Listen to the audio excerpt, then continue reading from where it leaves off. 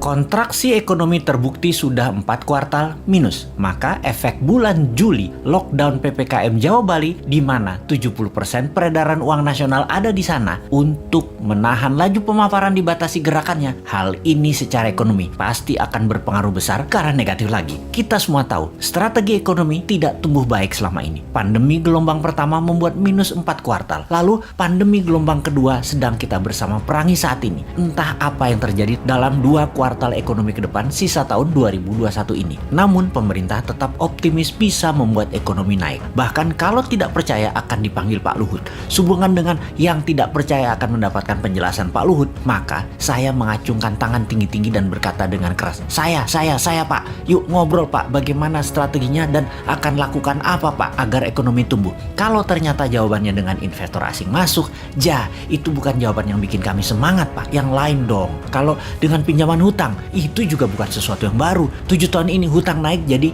6.500 triliun dari 2.700 triliun sisa Pak SBY. Itu juga bukan sesuatu yang wah, malah sesuatu yang loh. Jadi kalau ada yang tidak percaya mau dengar langsung dari Pak Luhut, terang saya menjadi orang nomor 1 ingin penjelasan. Saya Pak, kami berharap strategi baru yang dipakainya, bukan yang kemarin-kemarin yang terbukti membuat 4 kuartal minus, juga bukan yang membuat impor bertambah naik, juga bukan membuat tenaga kerja asing bertambah banyak di Indonesia. Yang baru Pak, yang segar, ada Pak. Juga bukan seperti selama 7 tahun ini telah berjalan memainkan kekuatan politik. Pernah membelah Golkar jadi 2 di awal dulu, membelah PKS jadi 2, membelah Demokrat jadi 2, membelah P3, membelah PAN, baik langsung ataupun tidak langsung, mendukung atau mendiamkan perpecahan politik terjadi. Jangan lagi seperti itu. Jangan terlalu berpolitiklah bernegara. Utamakan keselamatan rakyat, humanitarian. Ekonomi juga jangan terlalu mementingkan asing lah. Hutang, investor asing, keduk hasil bumi, sumber daya alam, tanah air, tenaga kerja asing, pajak mencekik. Dukunglah dengan mempermudah. Seperti izin di BPOM misalnya. Ada ribuan izin yang nyangkut tahunan di sana.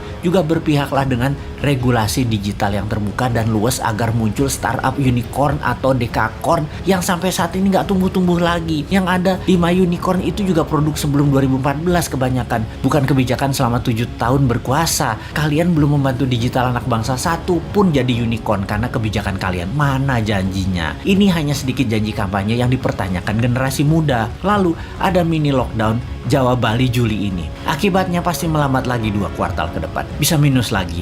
Jangan sampai 6 kali minus loh ekonominya. Sampai akhir tahun 2021 ini minus. Itu berbahaya. Berat mesin ekonomi kalau turunnya terlalu dalam atau diamnya mesin terlalu lama. Yang New Mind takut adalah minyak crude oil yang saat ini $75 per barel.